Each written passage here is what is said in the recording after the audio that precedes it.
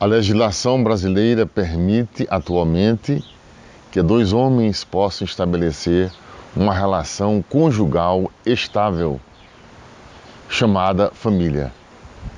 Que duas mulheres possam estabelecer uma relação conjugal estável, chamada família.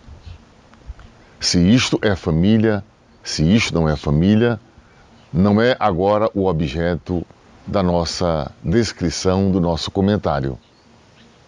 Vou focalizar a nossa atenção sobre o tema filho, filha, criança.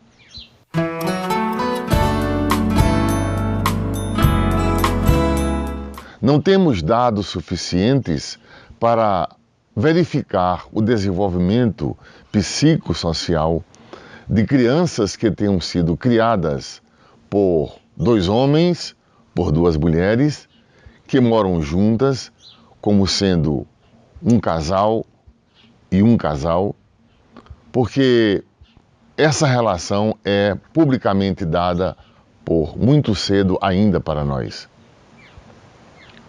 O que nós podemos falar até então é do seguinte: numa relação homem e mulher, a criança, ao nascer, seus primeiros investimentos, suas primeiras pulsões são sobre o seio materno.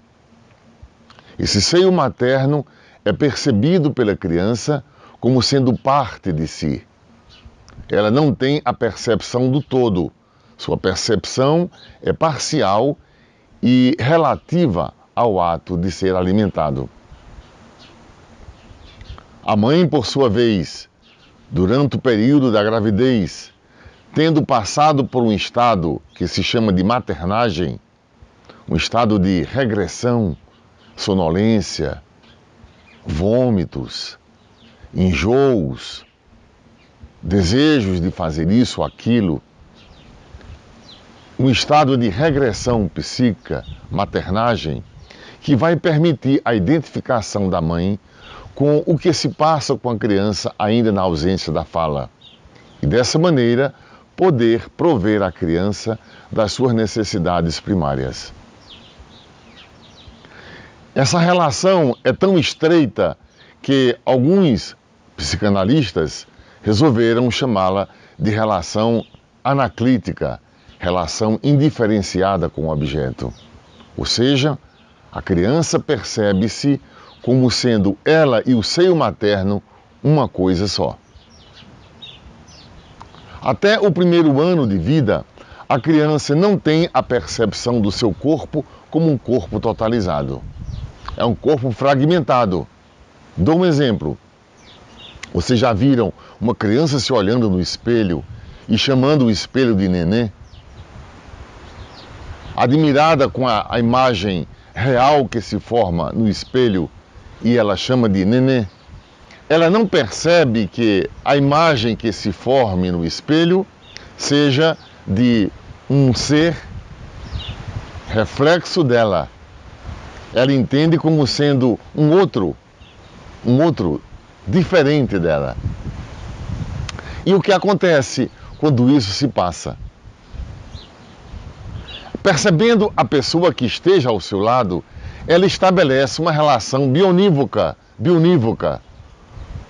Ou seja, para cada elemento que existe no conjunto X, corresponde ao elemento do conjunto Y.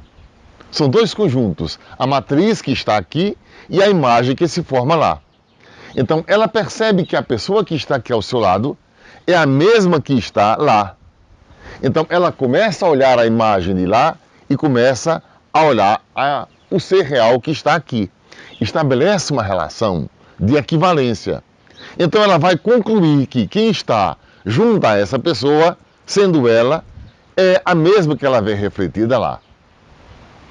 A percepção do corpo totalizado leva a criança a um estado de júbilo, de alegria, de riso. Ela ri porque vê antecipadamente o corpo fragmentado de forma totalizada. Por que estou dizendo isso? Para dizer que a criança percebe-se a partir do outro. A constituição do eu, a formação do eu passa pelo reconhecimento do outro.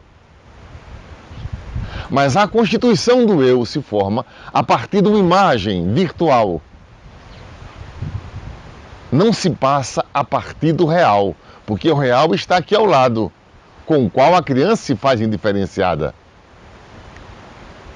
Ela percebe que a imagem do outro que está lá, correspondendo ao real que esteja aqui, faz com que ela perceba-se a si que esteja junto a esse que está refletido lá. Por que estou contando isso dessa forma tão técnica? Para dizer que a presença paterna é aquela que vai fazer o corte dessa relação indiferenciada da criança com a mãe, ou desse ser tudo para a mãe, ou para que a mãe seja tudo para ela. O pai vai dizer: não dormirás com tua mãe, não desejarás tua mãe, não possuirás tua mãe. Eu existo, eu estou presente aqui. Além de ti e tua mãe, eu existo. A isso nós chamamos de castração simbólica.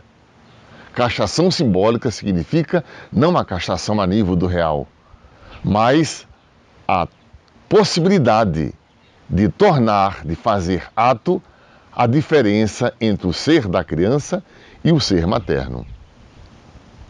E isso é função paterna.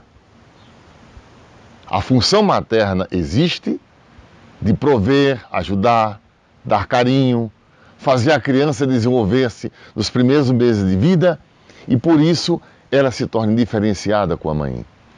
A figura paterna vai ser percebida como aquela que estabelece corte. Então guarda contigo. Quem faz a passagem do significante paterno para a criança é a mãe. Mas se a mãe não tiver resolvida a relação dela com seu pai ou com sua própria mãe, a mãe não passará para a criança o interdito paterno de que a criança necessita para fazer a descolagem dessa relação indiferenciada com a mãe. De ser tudo para a mãe e a mãe ser tudo para ela. Ora, ficamos aqui. Vamos dar agora mais um passo. Ainda não sabemos qual será o resultado de um casal, chamado casal, de dois homens ou duas mulheres, que se constitui o que civilmente se chama família. Não vou entrar nesse tema agora, se é família ou se não é família. Ainda não sabemos dizer precisamente, porque não há estatística, o que acontecerá a nível de desenvolvimento psíquico, social, afetivo, emocional dessa criança, que para a sua constituição, para a constituição do sujeito, necessita dessa descolagem imaginária entre criança e mãe pelo interdito paterno, pela função paterna, que vai fazer com que a criança, ao se sentir faltante pela ausência que terá da mãe, terá acesso à fala, à simbolização, ao mundo do simbólico, onde ela poderá brincar, falar, sorrir, imaginar, planejar. Todo esse mundo da simbolização acontece pelo fato de que a criança, tendo acesso ao mundo da fala pela interdição paterna, gerada pela falta da mãe, ela poderá ser inserida socialmente no mundo das outras crianças também.